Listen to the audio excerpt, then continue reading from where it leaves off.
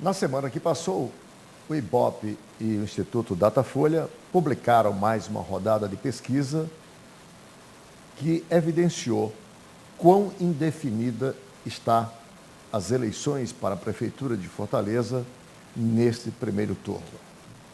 Se não vejamos, enquanto o líder das pesquisas, o ex-deputado Moroni Torga, continua, em curva descendente, desta vez ele perdeu 2 pontos no Datafolha e 1 ponto no IBOP. Os candidatos oficiais, Roberto Cláudio e Elmano, continuam na curva ascendente.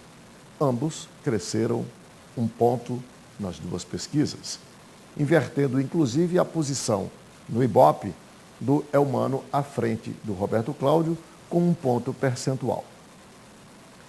A surpresa, eu não diria, mas a novidade é o crescimento do deputado Heitor Ferrer, que foi aquele quem mais cresceu, 4 pontos percentuais, chegando inclusive a ficar tecnicamente empatado com os 2 candidatos, Roberto Cláudio e Elmano Freitas.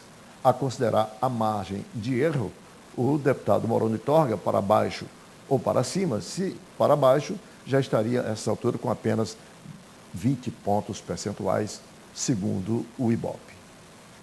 A partir de agora, resta saber qual será a estratégia, sobretudo dos candidatos oficiais, na programação eleitoral, notadamente na televisão, para esses últimos poucos mais de 20 dias de campanha.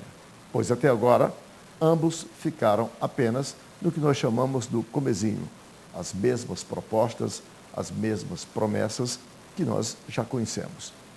Qual a ideia-força que será lançada a partir de agora, para que um ou outro possa se diferenciar dentro dessa indefinição? Este é o desafio que está posto. Para analisarmos os vários aspectos desses números das duas pesquisas, estamos iniciando mais uma edição do programa Visão Política pela FGF-TV, canal universitário 14 da NET e Rede Pública de Televisão Cearense. E para aqui colocarmos os mais vários pontos de vista e interpretação sobre estas eleições, nós temos as participações dos professores Rui Martinho Rodrigues, doutor em História Política, que integra aqui a nossa equipe. O cientista político, também professor Francisco Moreira, que mais uma vez comparece aqui para nos ajudar a entender, a interpretar esses números. O também professor, doutor em Sociologia, Clésio Arruda, que também vai aqui colocar a sua percepção sobre esses números e a perspectiva dos candidatos para um segundo turno. Eu sou Arnaldo Santos, peço a você, assinante, apenas 1 minuto para um rápido intervalo e já voltamos.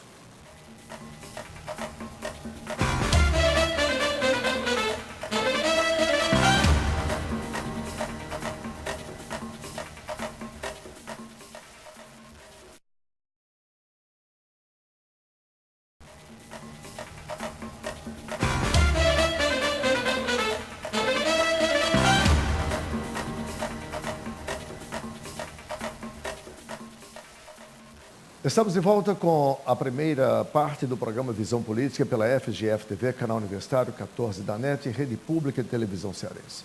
Para você, assinante que ligou agora, nós temos hoje as participações dos nossos debatedores, os professores Clésio Arruda, Rui Martinho Rodrigues e Francisco Moreira. E eu quero começar o programa mostrando as primeiras páginas dos 2 jornais que publicaram as pesquisas na semana que passou.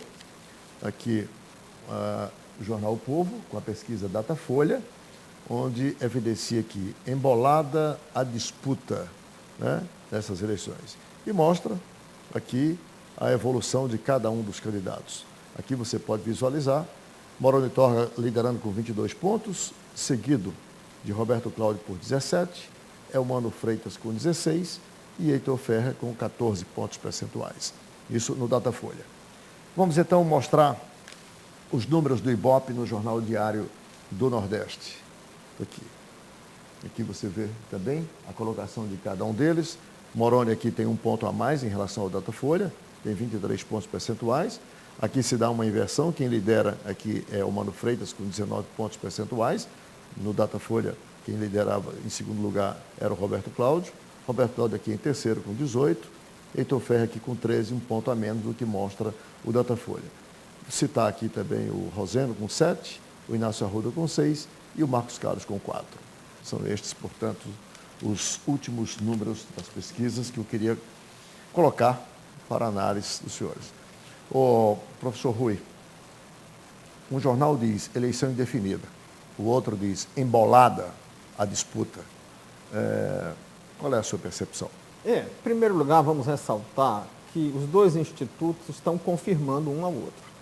As diferenças todas estão dentro da margem de erro. Né? E o que é que configura uma eleição indefinida?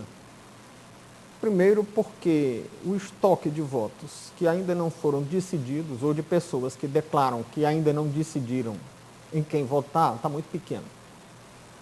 Então, as mudanças deverão ser pequenas.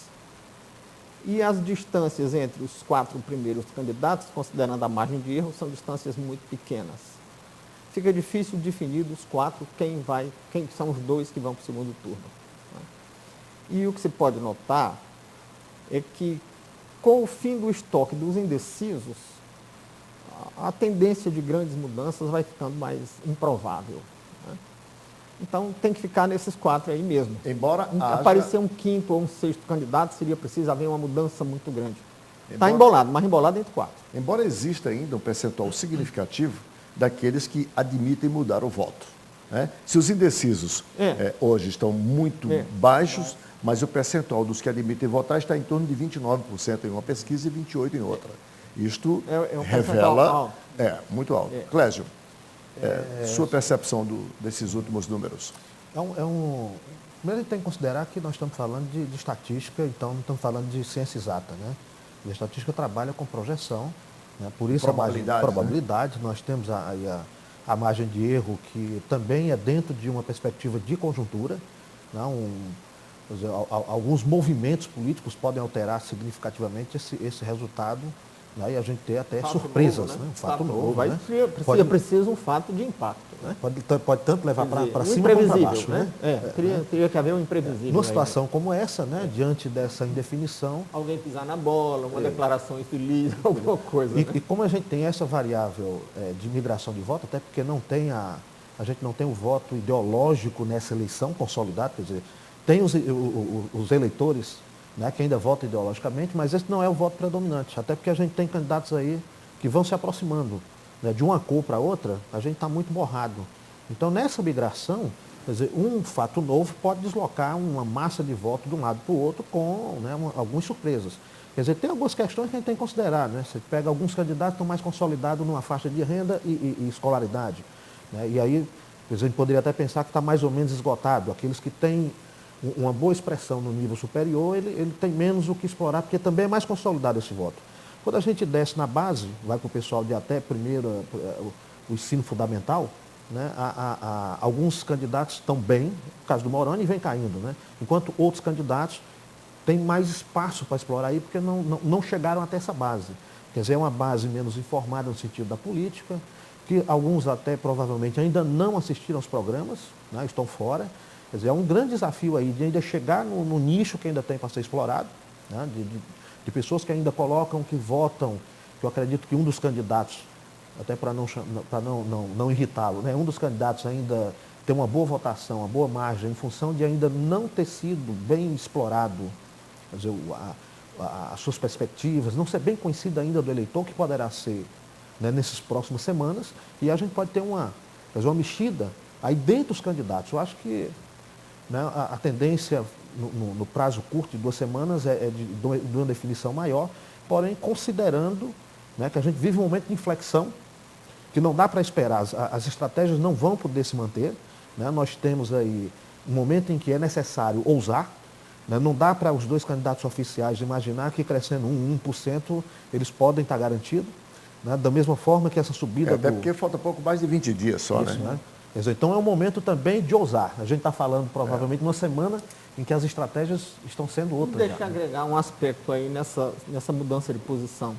A queda de um candidato, não significa que os eleitores dele estejam migrando para outro. Significa que outros estão crescendo. Ele parou de crescer e os outros estão crescendo. Mas ele tem um estoque de eleitor. Porque, digamos, pois é, não é se você, elástico, né? se você tem 20 votos em 100 eleitores, você tem 20%. Mas, se outros candidatos adquirem uma votação maior, agregando eleitores que não estavam entre esses 100 porque não tinham definido, você continua com os mesmos 20 eleitores, mas você está com menos de 20%. É como corrida. Aquele sujeito que sai na corrida dos 100 metros rasos, você tem a impressão que ele está diminuindo que ele está disparando no final da reta. Mas são os outros que estão ficando sem fôlego. Deixa eu colocar o Moreira nessa discussão. Moreira, partindo dessa premissa que o Rui acaba de colocar. Moroni, por exemplo, perdeu 2 pontos percentuais no Datafolha. Coincidentemente, Elmano cresce 1 e Roberto Cláudio cresce 1 também. Mas Heitor Ferrer cresce 4%. De onde vieram esses 2 pontos, um para Elmano, um para Roberto Cláudio, e esses 4 do Heitor? É até fácil de identificar, porque o Marcos Carlos perdeu 3, o Inácio Arruda perdeu mais 2, quer dizer, então é fácil você identificar. Eu acho que há ainda uma possibilidade de migração de voto muito grande. Né? Essa possibilidade já é indicada desde o começo das pesquisas. Né? Você tinha uma série de dados que informavam que não tinha votos consolidados. Né? As intenções de votos eram muito em função de uma certa memória, né, da entrada do governo e da prefeitura no processo eleitoral, né, depois a entrada do Lula. Né, e você tinha uma parte de votos que tem uma pergunta que indica muito essa possibilidade. Né, você votaria em outro candidato? Então, quando você pergunta se ele votaria em outro candidato, se ele poderia mandar o voto, você tem um percentual significativo. Quer dizer, mesmo eleitores né, o eleitor do Moroni, o eleitor do Elmano, esses eleitores do Heitor, né, eles não são votos consolidados. Né, eles apontam quando são perguntados em quem votaria, né, e é mostrado a plaqueta lá com os nomes, mas eles falam na possibilidade de uma mudança. Essa coisa de voto consolidado não existe, a política é muito fluida, né? Mas a análise pode ficar mais precisa se a gente levar em conta a variação dos votos não definidos. Porque se os candidatos que estão crescendo numa proporção semelhante ao que caem os votos não definidos, eles podem estar recebendo o voto dos não definidos ao invés de estarem recebendo migração de outro candidato. E um ponto, mas os não definidos quase que esgotaram agora essa última Mas é rodada. preciso saber quanto eles tinham antes. É preciso saber quanto eles tinham antes. Porque o que eles tinham antes. Possibilidade aí também. Qual foi a variação? Qual foi a queda dos não definidos? Vocês têm de memória isso? Mas Rui, se você pegar o seguinte, uma queda de um ponto... Já era pequeno. Agora, viu, Moreira, olha, Moreira, uma queda de um ponto num candidato que tem muito voto, se ele for transferido para outro que tem uma quantidade baixa, é muito. É muita coisa. É muita coisa. Agora, você tem muito, caiu um ponto aqui, o outro tem pouco. Um ponto para ele não é um ponto. É muita coisa. É muita coisa. É o caso do Heitor, se o Heitor tiver recebido aí parte dos votos do Moroni, quando esses votos caem para ele, que ele vinha com 10, é uma subida superior à queda do Moroni. Clésio, não esqueçamos Isso que se fosse proporcional, né? Um ponto está dentro da variação da margem de erro de uma pesquisa. A variação é de 3. A variação é de 3 dos dois institutos. Agora, 3 é mais difícil acontecer. Mas há um aspecto... Porque tem aquelas probabilidades. Mas um ponto está muito dentro das probabilidades de margem de erro. Há um aspecto que, pelo menos assim eu percebo, que mostra que esses números, nesse instante, ainda não dizem nada assim do ponto de vista de uma tendência, pelo simples fato de que quando você pergunta no universo dos 4 mais bem posicionados, quando é perguntado àquele eleitor que teoricamente deveria estar, para usar a expressão de vocês, consolidado, todos eles, sem exceção, o Moroni, o Elmano, o Roberto Cláudio e o Heitor, todos eles têm percentuais acima de 20% que admitem mudar o voto. Todos eles. E a experiência histórica também mostra que Fortaleza muda de voto na última hora. Tem uma outra variável. Se vocês olharem uma das pesquisas, ela mostra que o candidato Heitor, o eleitor do Heitor, ele acredita em outro candidato, até mais do que no próprio. Quer dizer, isso mostra que tem alguns mais consolidados do que outros. Quer dizer, mesmo que eu não tenha Essa consolidação... variável aí, ela é uma variável importante. Deixa eu fazer aqui o intervalo, que a produção já está me avisando que a gente tem que encerrar esse bloco, colocando a seguinte perspectiva para que vocês analisem no bloco seguinte. Diante dessa possibilidade da mudança de voto, repito, superior a 20%, em alguns casos chega a ser a 29%, no universo dos 4 mais bem colocados, quando é perguntado ao seu eleitor se ele admite mudar de voto, todos têm percentual acima disso. Demonstra aí que não existe consolidação de voto nenhuma, né? E que o resultado é incerto a partir de agora. O que poderá determinar essa mudança para vocês? Uma ideia força, uma ideia nova que surja e que possa, por exemplo, empolgar, ou muito mais um deslize, um escândalo, alguma coisa que até então não apareceu ainda. Um instante só e a gente volta.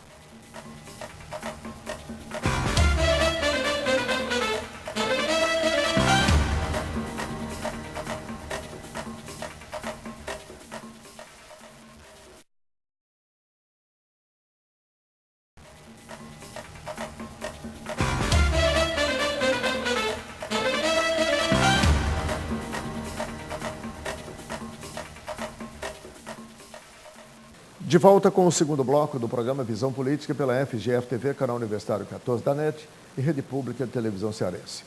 Hoje com as participações dos nossos colaboradores Clésio Arruda, Rui Martínio Rodrigues e Francisco Moreira, estamos discutindo os números das 2 últimas pesquisas publicadas na semana que passou pelos jornais O Povo e Diário do Nordeste, Datafolha pelo jornal O Povo e Ibope pelo jornal Diário do Nordeste, que mostrou essa indefinição com os 4 candidatos Moron de Torga, Roberto Cláudio, Elmano Freitas e Heitor Ferrer, tecnicamente empatados nesses números. E eu queria então colocar para vocês o seguinte: estão tecnicamente empatados, bem próximos, para o assinante que ligou agora, Moroni com 23, Elmano com 19, Roberto Cláudio com 18 e Heitor com 13 no Ibope. No Datafolha, Moroni com 22, Roberto Cláudio com 17, Elmano com 16 e Heitor com 14, só para o assinante que ligou agora. Entretanto, perguntado ao eleitor de cada um dentro desses percentuais se ele admite mudar de voto, todos os 4 têm um percentual superior a 20% que admitem mudar. O que, para vocês, fará esse eleitor mudar o voto? Uma ideia força administrativa, digamos, que até agora os programas não mostraram, né? A exceção do programa do Roberto Cláudio, que mostrou a possibilidade da adoção do bilhete único no transporte coletivo, que mostrou na semana que passou, a partir do exemplo de São Paulo, o resto tudo é igual. Saúde, educação, aquela coisa, geração de emprego e renda, mobilidade urbana, e sem que ninguém diga efetivamente o que isso significa. Então, o que poderá motivar esse eleitor a fazer essa mudança, Moreira? Vou começar aqui com você. Uma ideia força dessa, um escândalo, seja ele moral, financeiro, seja o que for, aí, ou, para pegar a palavra do Rui, que me disse aqui no bastidor, ou dinheiro, aquele que tiver mais dinheiro para a campanha. Recursos, em geral, né? Os meios da campanha. Rapaz, eu acho que todos os fatores podem contribuir. Não dá para a gente excluir nenhum, não, né? Ou nenhuma das alternativas.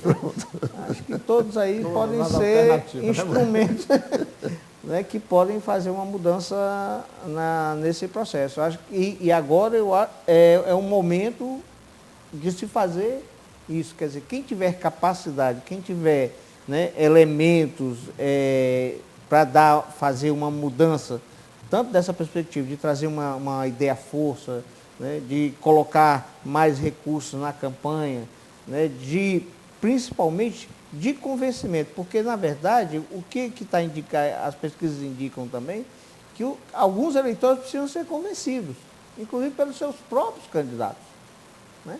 Há um vácuo aí com relação a essa questão, né? Alguns eleitores dizem, eu vou votar em fulano, mas eu posso mudar o voto. Quer dizer, é uma situação ainda, né, muito incerta do ponto de vista da eleição. E é uma característica das eleições em Fortaleza. Fortaleza, tradicionalmente, né, se decide nos últimos 15 dias, nos últimos 2 dias já vi campanhas sendo decididas na cidade. Então, nesse sentido, eu acho que, né, nós estamos vivendo um momento ainda em que as coisas estão se arranjando, né, estão começando a ficar mais, vamos dizer assim, visível a situação, mas ainda tem uma área aí ainda muito movediça, né? Não tem, assim, tem espaço ainda para que todos os quadros que estão, né, mais à frente, né, se moverem nesse espaço e confirmarem suas posições. Clésio, a pergunta está valendo para os três. É a mesma discussão. O que poderá motivar o eleitor a fazer essa mudança, essa opção, dentro daquelas 3 variáveis que coloquei e outras que você possa Eu ainda acredito admitir? que há espaço para estratégia de marketing, ainda há espaço para a estratégia da ideia força sempre, a qualquer momento que ela surge, ela sempre pode dar um ranking mais na frente. Né? A gente não tem uma variável que é muito importante em eleições como o nosso foi decisiva, que é a militância. Quer dizer, acho pouco provável que o PT consiga arregimentar uma militância, a não ser no segundo turno, mas agora é bem provável que isso aconteça. Então, eu acredito muito mais ainda no elemento estratégico, quando a gente pensa que até o momento os 2 candidatos oficiais, PT e PSB, tentavam se colocar como aquele que ia para o embate com o que vinha à frente, que é o Moroni. Bom, como nenhum dos 2 conseguiu se destacar de fato, o que nós temos aí agora é uma polarização que não são 2 candidatos, mas um candidato que continua sendo Moroni com um pilotão, esse pilotão de 3. Quer dizer, a tendência é que esse pilotão de 3 ele se jogue agora com 3 que tem muito voto que ainda pode ser, né, pode ser explorado. 2 e 1 correndo por fora, né? E esse por fora pode ser extremamente perigoso. Vocês estão dizendo, o Heitor é o azarão. O Heitor é o azarão desse fora, processo. Ele está aqui por fora e ele pode ser muito perigoso. É uma estratégia que provavelmente seja adotada, mas que é de incerta. Quer dizer, como é que o eleitor vai fazer com a sua percepção disso, né? Quer dizer, é bom ou é ruim? Ir para frente, brigar por esses votos do Moroni, que até agora ficou tranquilo, né? Como é que as campanhas vão administrar a divulgação desses fatores? Por exemplo, como é que a campanha do Heitor vai administrar a informação de que ele é a campanha pobre com mais aceitação, né? Uma campanha que não tem os recursos das campanhas oficiais e tem uma aceitação que, ponderando esse aspecto, é um fator muito forte, né? O Heitor tem, assim, digamos, como âncora do que tem mostrado, a sua própria personalidade e a sua atuação no parlamento. Aliás, o programa, só na semana que passou, lembrou disso e começou a trazer o aspecto ético. Aliás, colocado de uma forma, até de certo ponto, do meu ponto de vista, antipática, quando ele usa a primeira pessoa do singular. Eu acabei com a aposentadoria de governador, eu denunciei o escândalo da merenda escolar. Não foi bem administrada a quer coisa, dizer, né? Isso aí podia dizer assim, nós, na Assembleia, trabalhamos, acho que ficava mais suave, mais palatável.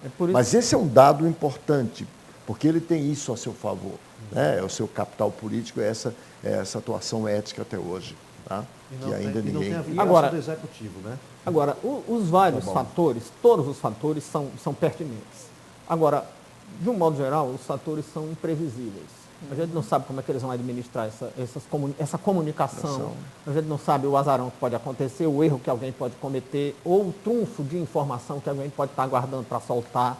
Agora, só tem um fato que é previsível, é que quem tem recurso vai gastar na reta final. Né? Para carro, para todo tipo de meios materiais que sejam necessários.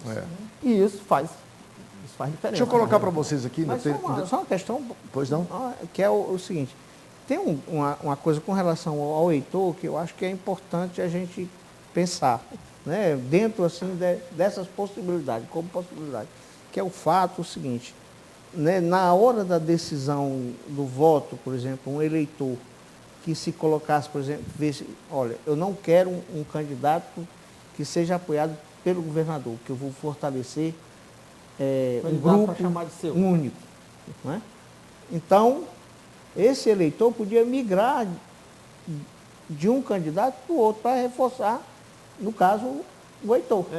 Mas pode E ocorrer o vice-versa. Pode ocorrer o E contrário. vice-versa. Não, Aliás, nós estamos esquecendo que a candidatura trabalhando com essa democrata, possibilidade. que a candidatura do democrata também, para ser uma campanha pobre, está com muito ponto. Né?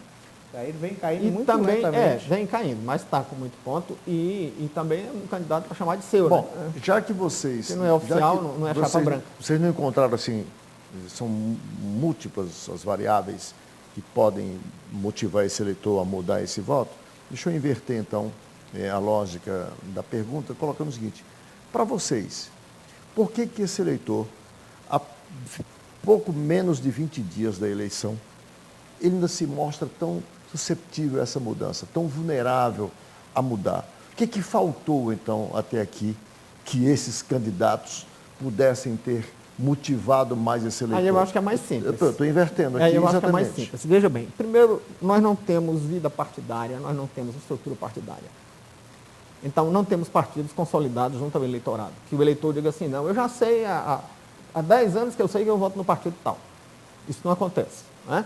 Segundo, não temos lideranças personalistas consolidadas. Parece-me que há um processo de autofagia dentro dos partidos, que os partidos estão tendendo a lançar novos candidatos, ou porque queiram renovar mesmo, ou porque as lideranças maiores temam o surgimento de novas lideranças. O fato é que no Brasil inteiro, inclusive no plano federal, está havendo uma moda nos últimos anos de se lançar candidatos que não são lideranças. Então, para você... Então, o candidato que não é uma liderança consolidada, ele vai se fazer na campanha e nos últimos dias. Clésio, qual é para você? Então, eu inverti, que eu acho que isso é um lado importante para a gente passar para o assinante. É porque que temos um eleitorado urbano, grande parte dele, dito, para parafrasear aqui o pensamento do Rui, letrado e politizado, né? Aqui, grande parte desse eleitor, não é à toa que se já fez essas mudanças todas que se fez. da capital, né? E por que tão vulnerável ainda, tão susceptível a essa mudança? Que fatores, Clésio, você aponta que faltaram ou faltou, no caso de um só ser colocado? Um pacto político desnecessário que se arrastou por mais de 8 anos. Esse aqui é um problema seríssimo. Quer dizer, não se delimitou espaço, não se fez oposição. A gente tinha todos os partidos num pacote só, uma tendência única, que vai desde o PSDB ao PT, com exceção do PSOL que ficou de fora, né, e PSTU. O restante estava todo mundo junto. Quer dizer, agora, recentemente, é que a gente começou a desfragmentar. Então, como é que eu vou distinguir quem é quem nisso? A distinção é, fulano está com o governador, fulano está com o prefeito. Aliás, é aí que o Moroni está navegando. É aí que o Moroni cresceu, foi nesse vácuo aí que ele cresceu. Como também o próprio Heitor tem um crescimento em cima disso, né? Quer dizer, é a única oposição, um parlamentar que se colocou como oposição. Está aí o resultado. Não foi aí que o Moroni cresceu, não. O Moroni só caiu, ele só perdeu. Não, eu digo, já surgiu aparece, grande. Isso, surgiu já grande. surgiu grande. Surgiu, como ele surge, né? Ele aparece aí, né? Quer dizer, que precisa Era ser quem o desmistificado. eleitorado conhecia. Também tem esse aspecto. Estão lançando candidatos que não são lideranças Aí a figura, consolidadas. a figura não liderança, mas personalista, o nome forte que você aludiu ainda há pouco. Moreira, e para você, o que faltou? O que os candidatos deixaram, sobretudo esses mais bem colocados, esses 4, deixaram de dizer ao seu eleitor para que ele se torne ainda tão susceptível a essa mudança? Olha, eu, sinceramente, Arnaldo, até agora a campanha, se da perspectiva do eleitor, né, olhando pelo eleitor, eu acho que está faltando alguma coisa. Você não tem nada nos candidatos que o atraia. Né? Não sei se aí eu estou sendo muito severo nesse olhar e talvez a minha informação, meus valores, minha formação, termine influenciando nesse olhar de uma maneira tal que eu não consiga me desvencilhar de algumas coisas, mas eu não consigo ver na campanha nenhuma ideia que diga assim, esse cara merece o meu voto, ele atrai o meu voto. Você está vendo as coisas se repetirem, né, de eleições passadas. Por exemplo, o Moroni retomou a história da polícia, da segurança, que ele tinha deixado de lado, né? Retomou nesse processo. Se você pega os últimos inserts dele, é todo nesse sentido, né? Fortalecer a questão da violência na cidade. Não... Diga-se de passagem, retomou, e retomou muito mal, porque ele promete botar uma guarda municipal armada, como se fosse uma polícia municipal. Primeiro, isso é passível de regulamentação institucional, não existe, tinha que começar pelo que precede. Quer dizer, discute se quer uma guarda armada, então se quer uma polícia municipal. Não é uma a gente já viu que isso não funciona. Não funciona. Ele não disse quantos homens será necessários para fazer o que ele quer, não disse quanto custa, não disse de onde vem o dinheiro, porque se você lança uma política como essa, você se lembra que você tem que comprar fardamento, arma, carro, equipamento, fazer concurso, treinar numa academia, fazer uma série. Ele não disse nada disso, eu não creio que ele pense que convence as pessoas. Tá, esse é o tipo da promessa e não da proposta. Esse é outro fator que cria um eleitorado móvel, porque ninguém tem projeto. Você passa 4 anos sem discutir nenhum projeto. Aí vai fazer promessas e não projetos, ou programas, ou propostas na véspera da eleição, e o eleitorado fica móvel, fica vulnerável a seguir um caminho ou outro. Sempre em função do partido, né, que você lembrou muito bem. A ausência do partido, a ausência de estrutura partidária, a ausência de partidos que realmente funcionem como tal, que discutem projetos ao longo de 4 anos, que quando chegar na eleição, né, tenha algo a dizer. A falta de oposição, quer dizer, esse é um aspecto importante que o Ceará está vivenciando. Partidariamente, Moreira, a gente tem vivido muito partido que pensa o agora. Quer dizer, se há uma oportunidade dele se jogar e se manter no poder, ele se joga e se mantém, não pensa no longo prazo. Se bem que não querendo justificar essa ausência de partidos, mas explicando, há um fator aí de ordem do marco regulatório que precisa levar em conta. Os partidos estão, pela legislação eleitoral, proibidos de fazer isso, porque toda e qualquer mensagem político-partidária veiculada antes do período determinado por lei é considerada propaganda eleitoral irregular, fora de tempo, e que será arquivado para, na hora, impugnar candidaturas. É bom que se diga isso. Tinha que se passar pela mudança. Esse é um dos maiores problemas, que é a questão do engessamento também. Nós reclamamos a ausência. A superregulamentação. Nós reclamamos a ausência de partidos, mas ao mesmo tempo a legislação não permite. Né? Também tem outro fator. Os partidos estão fazendo falta e, é claro, toda a literatura clássica ressalta a importância dos partidos. Mas eles estão declinando no mundo inteiro. O fato de que a sociedade hoje tem outros canais para expressar suas aspirações tornou menos relevante a estrutura partidária. Em qualquer país do mundo. A estrutura partidária é essa carcomida, essa. Não, em qualquer país do mundo. Onde é que não está havendo isso? Você pode incorporar, o partido pode inclusive incorporar as novas mídias, pode incluir esses novos canais. Mas tem sido difícil fazer isso, porque no mundo inteiro os partidos não têm mais a força que tinham há 60, 80 anos atrás. Porque não conseguem realmente fazer, né, valer essas novas possibilidades que eles têm. Bom, deixa eu fazer mais um intervalo, que a produção já sinaliza aqui que o tempo desse bloco também já se esgotou, porque no próximo bloco eu quero colocar, para nós discutirmos aqui, um assunto que foi objeto de artigos, jornal, discussão no rádio, na televisão, durante todas as 2 últimas semanas, que foi uma ação, aliás, dois recursos interpostos pelos candidatos Renato Rosendo e Inácio Arruda contra a publicação das pesquisas, e a pesquisa do Datafolha, por exemplo, ficou aí 3 ou 4 dias impedida de ser veiculada pela uma decisão da Justiça Eleitoral, porque o Renato Rosendo e o Inácio Arruda não aceitaram a ideia de que os seus nomes não fossem incluídos para a simulação de cenário do segundo turno. E o critério usado pelos institutos, notadamente pelo Datafolha, é muito objetivo. Faz cenário de segundo turno com os 4 melhores colocados e, se tiverem tecnicamente empatados, como é o caso.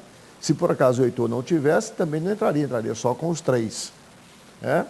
Um juiz deu uma liminar, mas outro juiz veio e cassou a liminar, e isso foi possível.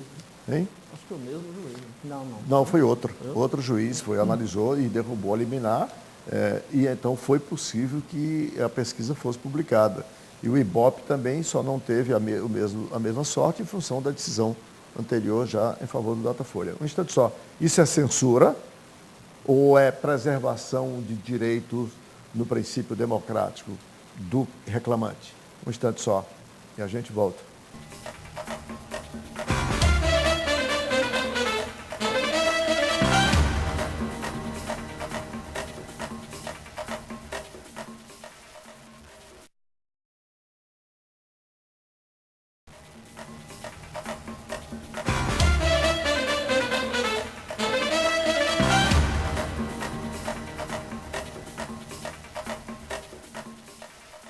Estamos de volta com o terceiro e último bloco do programa Visão Política pela FGF-TV, canal Universitário 14 da NET e Rede Pública de Televisão Cearense.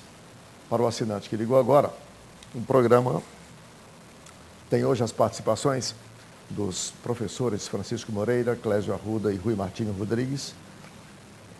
Discutimos nos 2 primeiros blocos os números das pesquisas, as estratégias de candidatura, e eu quero colocar nesse bloco agora um assunto que gerou polêmica pela mídia, pelas redes sociais, que foi a suspensão temporária da veiculação da pesquisa do Datafolha pelo jornal O Povo, em consequência de 2 recursos impetrados pelos candidatos Renato Roseno e Inácio Arruda, que se sentiram, diretamente prejudicados por não ver seus nomes incluídos nos cenários de segundo turno. E o Datafolha respondeu, através de nota da sua assessoria, e que faz cenário de segundo turno por critérios objetivos. Que critérios objetivos são esses? Faz cenário com aqueles 4 melhor posicionados, desde que tecnicamente empatados, inclusive. E Renato Roseno e Inácio Arruda estão muito longe do Heitor Ferrer. Quer dizer, se a margem de erro fosse de 10 pontos percentuais, talvez eles estivessem tecnicamente empatados, mas com 3, eles estão longe, é fato, são os números. Bom, artigos foram publicados, considerando isso uma censura da Justiça Eleitoral. Em geral, a discussão enveredava por esse caminho. Eu queria colocar para vocês essa questão. Moreira, isso é censura ou a reclamação do Renato Roseno e do Inácio Arruda é uma reclamação legítima? Eu acho que é pertinente, né? Eu acho que a posição que eles dois levantaram tinha um sentido, né? Que era a questão da exclusão. Eles se sentiram, na verdade, excluídos. O critério do Datafolha, né? Se é um critério, eu não tenho essa informação se esse critério está registrado, por exemplo, na Justiça Eleitoral. Para ser um critério, ele tem que ter clareza com relação a isso. Né? E não porque senão você abre e brecha para esse tipo de reclamação. Né? O critério, pelo que eu soube, ele foi dito a posteriori.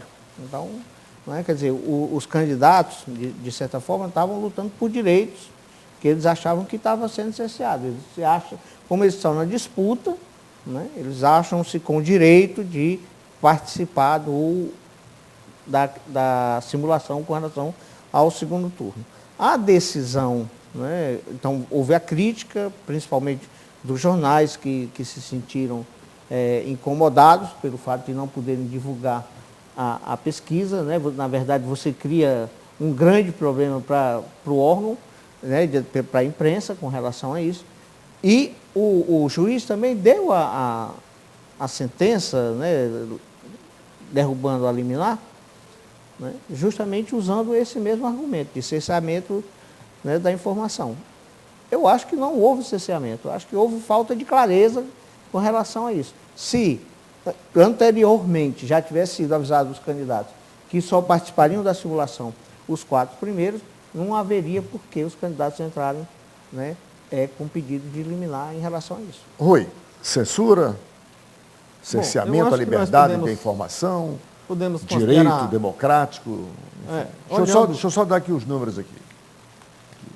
O último colocado, ou seja, em quarto colocado, é Heitor Ferro, com 14 pontos percentuais no Datafolha. Agora, em 14. relação a Renato Roseno. a pesquisa anterior, viu, Arnaldo? Sim, Renato Roseno tem 8, Inácio Arruda tem 6 e Marcos Carlos tem 3. De 8 para 14 são 6. A margem de erro é de apenas 3. Quer dizer, 3, pode estar tecnicamente Vejamos, empatado? assim, do ponto de vista da informação, do direito à informação. Qual é a informação que está sendo posta? Está se dizendo, porque há pouco nós passamos um bloco inteiro falando sobre o fato de que o voto é volúvel. Então você está dizendo que hoje, na data da pesquisa, fulano tem tantos por cento. E Cicrano e Beltrano e todos os candidatos. Considerando isso, você está dizendo que hoje os candidatos que têm possibilidade de, conforme as intenções de voto hoje, de estarem no segundo turno são esses 4. Isso é uma informação que ninguém pode contestar. Essa informação que tem base na qualidade da pesquisa, a menos que se levante uma suspeita sobre a metodologia. Se ninguém discutiu a metodologia da pesquisa, está se discutindo é o direito à informação. Porque essa é uma informação que o eleitor precisa saber. Eu, como eleitor, quero ter o direito de saber quem é que hoje, no dia de hoje, quem são os candidatos que poderiam estar no segundo turno. E se o veículo de comunicação for proibido de me dar essa informação, o que está havendo é um cerceamento do direito à informação. Indiscutivelmente, é um cerceamento do direito à informação. No Brasil, há muito tempo que não se discutia pesquisa, nem violação de pesquisa, nem divulgação de pesquisa. Só se discutia isso quando o Lula perdia a eleição. E aí os partidários do Lula achavam ruim que se divulgasse a pesquisa, que o Lula estava atrás do Fernando Henrique, estava atrás do Collor, estava atrás de não sei quem, que eram contra a divulgação de pesquisa, porque pesquisa influenciava o eleitor não sei o quê. Quando os institutos começaram a dizer, 3 meses antes da eleição, que o Lula está isolado no primeiro lugar, ninguém reclamou. E eu estou me lembrando que está voltando essa data, esse tipo de postura agora. Candidatos que estão excluídos, sim, naquela data, mas pela intenção de voto declarada pelo eleitor. E se o eleitor declara que exclui um candidato, nós temos o direito de saber disso. Então, isso é uma mentalidade autoritária, de controle da informação. Então, para você, pode ter havido foi cerceamento da informação. Clésio? Não, eu não percebo dessa maneira. Acho até que, até levando em considerações o fator de manipular dados, né? Quer dizer, até para a simplificação da coleta de dados, quer dizer, é um critério justo você pegar aqueles que estão mais próximos, de fato, de chegar ao segundo turno e trabalhar, ok, se tiver claro isso, perfeito, porque senão você vai mexer, quer dizer, também aí tem candidato que consolidadamente não tem a menor chance, está lá com 1%, eu vou trazer também ele. Quer dizer, o critério é algum que amarre um número previsível aí, ou com possibilidade. É hoje. O fulano e tal está com tantas intenções de voto. Mas aonde que é o critério? Isso é razoável. Estou falando de critério, e o critério está onde? Não precisa da burocracia de registrar o critério, agora, não. Agora, a base que eu sei, quando você tem um critério, o critério precisa ter claro. Não critério não. Eu quero saber a informação. Qual é a informação que eu quero saber? Quem é que hoje está em condição de... E se tiver está sendo manipulado? Aí é outra coisa. Aí, se você... Aí é aquilo que ele disse. Aí discute-se então a metodologia da pesquisa e a credibilidade. E aí pode ser que não é o até caso. processo Em nenhum momento se questionou isso. Eu ainda estou com dúvida aqui no que o Rui está colocando, o seguinte, porque na minha cabeça eu acho que é uma demanda justa, mas que não faz sentido. Pesquisa não decide, quem decide é voto mesmo, pesquisa mostra a tendência. Infelizmente, os dois candidatos que reclamaram tendencialmente estão fora. Deixa eu inverter para Por isso você. mesmo é que não faz sentido restringir uma coisa que não influencia. Então deixa eu inverter Mas aí para você. se você trouxer, quer dizer, você vai fazer uma pesquisa onde, se eu tiver 20 candidatos, eu vou ter que simular Ô, Clésio, o segundo turno. deixa eu então 20, inverter aqui inviável. rapidamente, para eu ouvir cada um de vocês. Pesquisa orienta ou induz o voto? Pesquisa, ele deve ser trabalhado como orientação para o candidato. Se eu pegar, por exemplo, o Renato Rosendo, ele está extremamente consolidado lá no nível superior jovem. Quer dizer, essa informação é importantíssima para a estrutura do Rosendo. Na eleição como um todo, a pesquisa, ela orienta ou ela induz o eleitor? Orienta. Orienta? Rui. Eu acho que ela informa. A ideia de que a pesquisa orienta, de que quem sai na pesquisa como estando naquele momento em vantagem, contraria a observação histórica das grandes viradas que Fortaleza vê. A gente tem visto aqui candidato que fica mês, 2 meses, 3 meses em primeiro lugar nas pesquisas, de repente cai. Daí falamos há pouco de um candidato que vem caindo, começou muito bem nas pesquisas, o candidato Moroni. Se o fato de um candidato estar bem nas pesquisas induzisse o eleitorado, ele não tinha caído.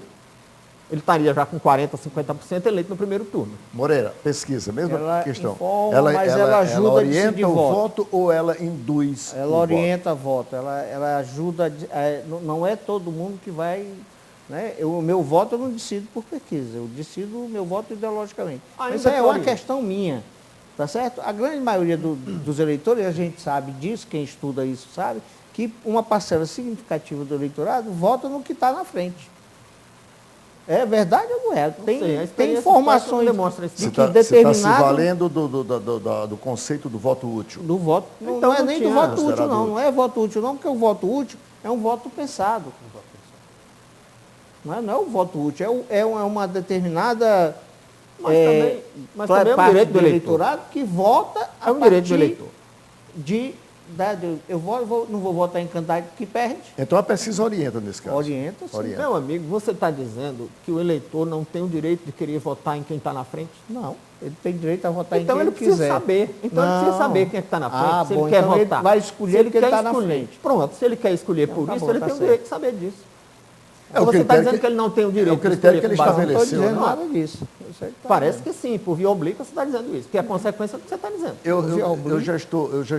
Eu já estou aqui caminhando para o final do programa. Deixa eu dar uma informação aqui que também tem suscitado uma discussão, menos pela imprensa, mas mais nos bastidores da política, que é, nesse instante, uma decisão do presidente do Tribunal de Justiça do Estado do Ceará, no mês que passou, o desembargador Acrísio, que reformou uma decisão liminar do desembargador Hernani Barreira, no mês passado, e que tem causado grandes transtornos financeiros para o município de Fortaleza, e que o próximo prefeito vai pegar no colo essa bomba.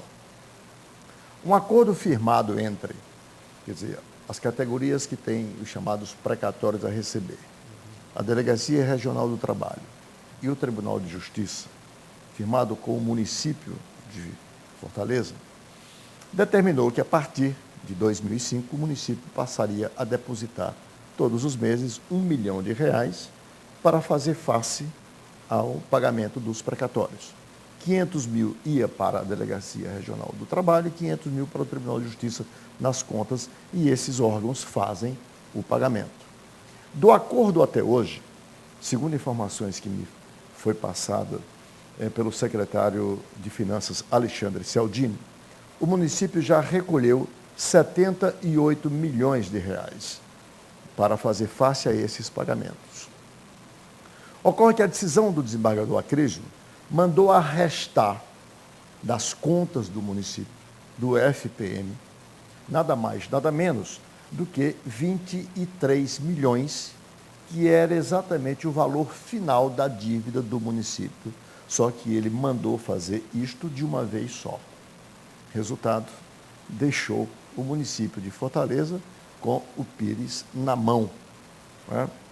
E tem causado, isso poderá suscitar em um enorme volume de restos a pagar para o futuro prefeito, porque simplesmente não há recurso para fazer face, porque retirar 23 milhões de uma vez só de um município, cuja dependência do FPM, me disse o secretário, é de 75%, é algo que você pode dimensionar o tamanho do problema, né? Então, esta é uma informação que eu estou passando aqui, já que estamos no período eleitoral, e que causa realmente grandes problemas ao município essa dependência. Concomitantemente, as isenções de IPI sucessivamente concedidas e renovadas pelo governo federal para que mantenha o nível de compra, de venda de carro. O IPI é a base para este FPM. O FPM somente esse mês já caiu 9,48%. Você imagina. E vem mais renúncia fiscal por aí. Uma cidade como Fortaleza, cuja dependência do FPM é de 75%, perdeu este mês 9,48%. Esse é um problema. Estou colocando porque está sendo interpretado no âmbito da Procuradoria do município, da Secretaria de Finanças do município, como falta de razoabilidade, quer dizer, nessa decisão, porque além de contrariar o acordo e nada, o município não deixou de depositar, não descumpriu nenhum dos termos do acordo, então o município não está entendendo a razão disso aqui, de ter ocorrido isso e tem causado todos esses problemas. E como é que isso não é notícia? Mas nos jornais? Foi notícia nos jornais. Eu não vi. Quando a decisão saiu, a decisão saiu no mês passado, isso foi noticiado, mas não gerou debate, não gerou discussão. Eu estou trazendo nessa discussão porque tenho por obrigação, dever de ofício, ler com outro olhar os jornais, e me chamou a atenção essa informação, aí eu tive a curiosidade de ligar para o secretário Alexandre Cialdini para me inteirar dos fatos, e estou aqui, portanto, com esses números que trouxe aqui. Mas a notícia coloca do ponto de vista, né, a crítica no sentido de que a decisão traria prejuízos ao Não, município? a notícia apenas informa que houve a decisão, mas sem dar detalhes sobre as consequências da decisão. Os detalhes da consequência da decisão eu estou dando aqui, agora, para que a decisão contraria um acordo, é preciso ver se havia algum vício no acordo. Porque, afinal de contas, os juristas gostam muito da expressão pacta sunt servanda, né? Que o jurista gosta de latim, que é alguma coisa mais ou menos como dizer que acordo é para ser cumprido. Se existir um acordo, não se quebra um acordo se não houver algum vício nesse pacto, nessa avença. E seria interessante ver a fundamentação da decisão que quebrou esse acordo. Caso contrário, é uma interpretação equivocada, né? Essas decisões judiciais, sem previsão orçamentária, porque não tem previsão no orçamento, não está previsto no orçamento, que já está na Câmara Municipal, de 5,4 bilhões de reais para o próximo ano, não estava previsto esses 23 milhões. Não estão previstos. Tá? O que está previsto lá no orçamento é o recolhimento de 1 milhão por mês. Quer dizer, que o município levaria, portanto, 23 meses. Ou seja, levaria 2 anos do futuro prefeito para poder saldar essa dívida. E vai ter que arcar com ela sem previsão orçamentária. Quer dizer, é uma decisão da Justiça que foi tomada sem que se fosse olhado as consequências da decisão. Como é que o município simplesmente chega lá e arrestou essa dinheiro? Discussão sobre as consequências da decisão é uma decisão muito antiga, já foi debatida até em outros fóruns. Mas o que é novo aí é a quebra de um acordo. Né? Porque há uma interpretação que entende que a administração deve ser colocada contra a parede mesmo para aprender a ter responsabilidade e não assumir compromisso. Mas o secretário afirmou peremptoriamente, Arnaldo, o município não deixou de recolher e não atrasou um dia sequer do que foi acordado, né? De 1 milhão por mês. 500 mil para a Delegacia Regional do Trabalho, 500 mil para o Tribunal de Justiça. Isso é que fica demandando uma explicação. Do acordo até o dia da decisão, o município já havia arrecadado, mais precisamente, 78 milhões. Até lá. Faltavam esses 23, que agora essa decisão do desembargador Agrizio fez com que o município fosse obrigado a pagar de uma vez só. Pagar não, simplesmente foi lá e bloqueou as contas e é preciso atender a decisão. E não foi revertida ainda, e isso vai ter problemas sérios. Porque o que seria pago em 23 meses foi pago de uma vez só. E com essas colocações, finalizamos mais uma edição do programa Visão Política pela FGF-TV, canal Universitário 14 da NET e Rede Pública de Televisão Cearense. Agradecendo aqui aos professores Francisco Moreira, Clésio Arruda, Rui Martinho Rodrigues, em especial a você assinante, com um convite para um próximo programa. Muito obrigado e até lá.